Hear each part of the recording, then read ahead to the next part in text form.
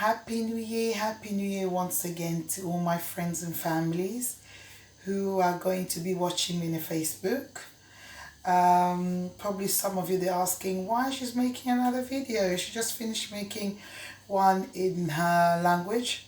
So the reason why I decided to make another one because I've got so many English speakers who are following me on my Facebook, and one of my friends she called me with a emoji with a crying face. Sandra, you've forgotten about us. No way. And I told you guys I'm in a both world. I have to try to split myself somehow to speak to my language and to speak to you guys in English. So the reason why I mostly started to speak more about dyslexia in Lingala, because loads of African people, especially my Congolese people or African people or Caribbeans, I'm talking about African nations, African diasporas, they've got absolutely no idea of dyslexia. So many of them at the same time, they are calling me, they're saying that you need to make a video in Lingala so we'll be able to understand you. So the diasporas who lives in France, Belgium, Holland, the one that speaks Lingala only, and they've asked me kindly if I'll be making loads of videos that talking about dyslexia in Lingala. So I'm sorry guys, sometimes when I'm making live, I'll be splitting myself into in two sides. So happy new year once again, like I started in the video. I wish all of you a wonderful 2020. 2020 already, wow. So I wish all of you a wonderful year in your plans, wonderful years in planning ahead this year, wonderful year in your family, blessing, health, financial breakthrough. So all the blessings, I bless all of you in this wonderful 2020. So basically my message is to tell my friends who speaks English, we're starting our fundraising. Our fundraising we're starting is for dyslexic children in Congo and then also in Kenya. In Kenya, mostly I am working with one of my very good friend. She called Lucy. She's in Kenya right now. She'll be supporting dyslexic adults, as in they're giving them counseling and then giving them support, giving them motivations, giving them self-esteems and sharing our own experience living with dyslexia. So the fundraising we are doing, I'm going to split it by the grace of God in two different countries, one in Congo, one in Kenya. Let me start with pleading with the fundraising that we are starting. The plan with the Congo, what we asking for with this fundraising this year, I'll be making a lot of videos to be asking to a very kind people if somehow they can support us. So through this fundraising we'll be starting, we're asking because the teachers in Congo, basically last year, oh dear, I'm talking about last year already. Last year when I traveled to Congo to do the dyslexic awareness, teachers, they actually willingly, they want to learn more about dyslexia. They want somebody to give them a knowledge of dyslexia. They want somebody who can come in, train them, give them a knowledge, give them a sense, give them a guidance, how they can help those children that they are living with dyslexia. Because as I went to do a campaign, as I went to do awareness in Congo, the awareness of dyslexia, so many teachers, they didn't even know about dyslexia. And then you can imagine, most of you Africans will be watching me. Education in Africa is still, as in this time, involves hitting the child when the child can't perform how you want the child to perform. So they feel really bad. They feel this burden. They're not helping by torturing this child. Not them, themselves not knowing this child, it's a dyslexia. They thought by the mistreating this child or embarrassing this child is the way of encouraging this child to be able to read and write. So when I went to Africa to do this campaign, it was a life-changing for so many children, and also to the children as well and the parents. I get so many emails, the parents, especially in Congo, They're asking me, pleading to me, Sandra, if you don't do anything now, what is going to be happening to those children's futures? We are paying thousands. And so we know Africa, it's not a very easy country. We're sending our children to those special schools. We think by sending our children to the special school, they're going to get help. We're still not seeing results. Now we know from the knowledge that you came to give us, those children or our children are dyslexic. So we've been doing a lot of shows, and I've been pleading if there's any teachers or anybody in the country who have a knowledge of dyslexia, they can start training those teachers. But nobody has come forward because nobody has a knowledge or nobody has understanding of dyslexia. Congo is the biggest country in Africa. Can you picture, in the biggest country in Africa, they've got absolutely no knowledge of dyslexia. And I'm so blessed to say that, I came with my boldness. I didn't worry about people judging me or people going to treat me differently for me to come out to talk about my dyslexia. And I'm glad I came forward to talk about my dyslexia so I can help the next generation. So I can help those children who are living with dyslexia. And I am blessed to say that I am those children's voices, especially in Africa. For me to talk about my own experience, for me to talk about my life living with dyslexia is also has helped so many people. As we're speaking, I'm willingly to go in Kenya to work along with one of my good friends, the ones that I've also helped through talking about my life living with dyslexic or with dyslexia. So what we want to do now, because in Kenya we are so blessed, there's what's it called, the Kenya Talent School. It's there. We've got a wonderful team already who are supporting those children. But we talk about children, yes, they are the main priority, but what about the adults? I am working in both worlds. Somebody may come and tell me, we're going to support those adults, but how are we going to support somebody who they're lacking self-confidence? How are we going to help those adults to find themselves when they're still feeling full of embarrassed? They can't even go out there, face the challenges that they will be going. They need confidence, they need counseling, they need somebody to support them so they'll have that confidence, they'll have that self-esteem. So they'll be going there to be asking for jobs. They'll be asking there to join the society. Because most of dyslexic adults, they are isolating themselves from the society because of the embarrassment of dyslexia, especially Africans.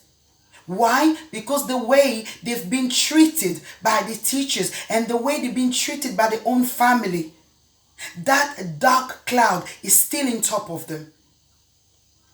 So I am working with children and I'm also working with adults.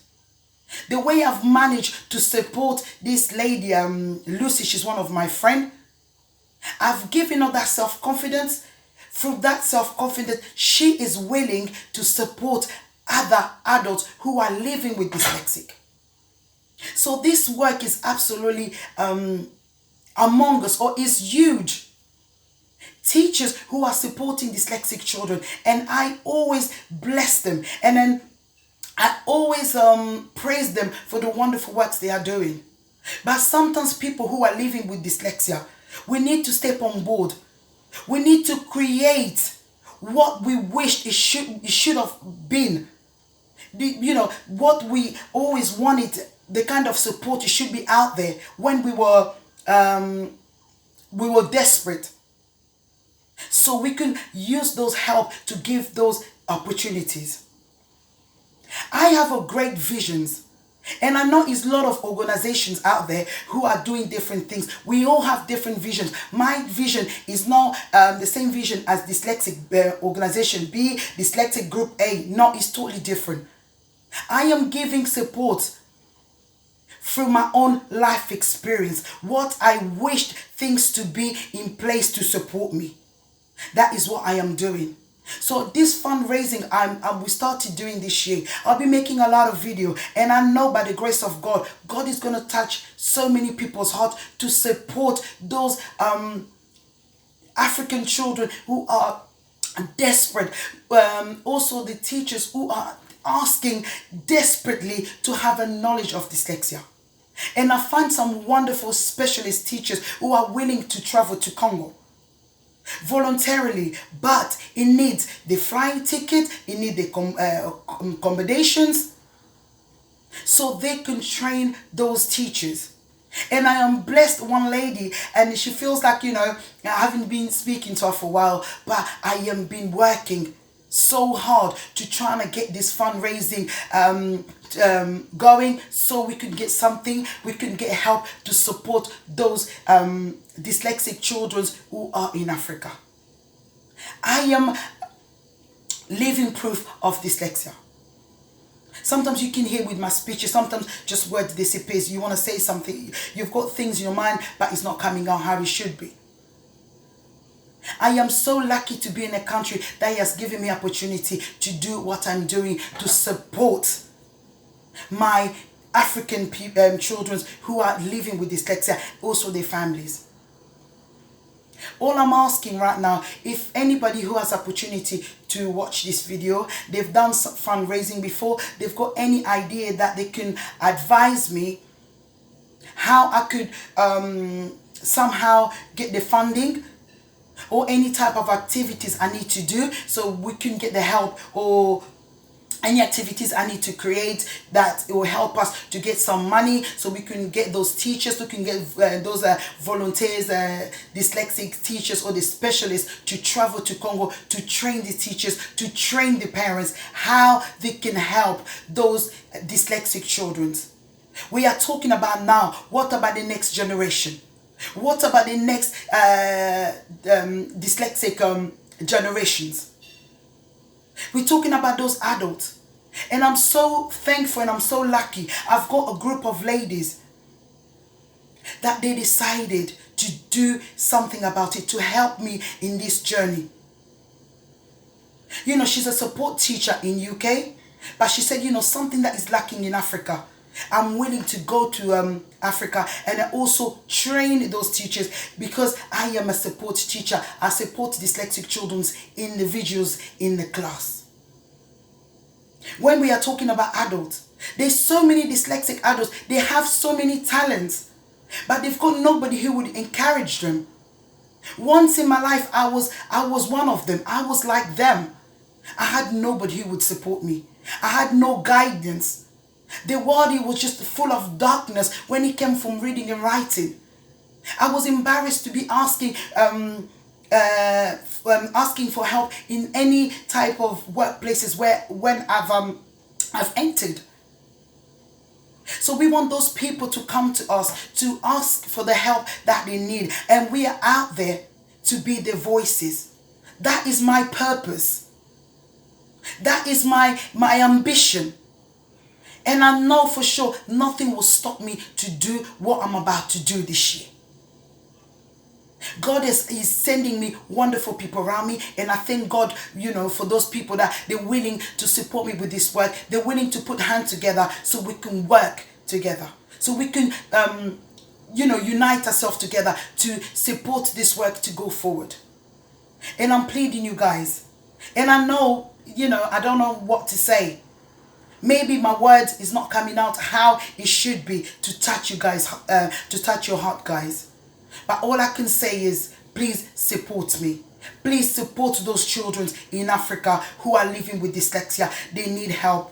And then also those teachers, they are asking for help. They are asking for somebody to train them. They are asking for somebody to give them a knowledge. For the parents, they need the support that is in the right place, especially in education.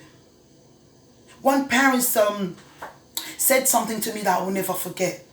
She's a quite wealthy woman in Congo. She only has one son. She says, Sandra, every night before I go to bed, I worry about my son. Yes, I've got it all. But if anything happens to me today, I'm not around, what is going to happen to my son? We're talking about his son. He's not some 20-year-old. He's 8 years old boy. He struggles reading and writing. She's sent him to all private different schools you can think of in Congo. All we know, they didn't know he was dyslexic till she heard my messages. When I went to Africa to do the awareness, then she got a knowledge, excuse me, knowing that her son is severely dyslexic. Congo, like I said, it is a very massive, one of the biggest countries in Africa. When I talk about the awareness I've done this year, I only went to a capital.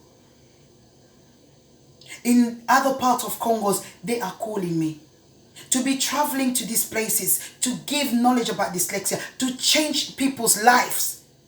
It costs money for me to be traveling around in Congo. That's why I'm starting fundraising. I'm asking you guys, please, please, please support me through this journey so we can change the lives of dyslexic children in Congo. Not just in Congo, and also with adults in Kenya, around Africa.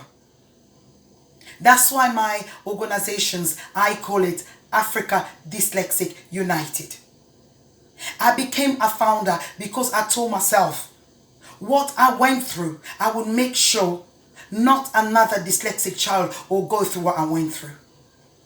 Most of you know my testimony. Most of you know my story. And I tell myself it stops there. My wish is for not another child to go through what I went through. So guys, this is my message of the new year. I am Sandra, the founder of Africa Dyslexic United.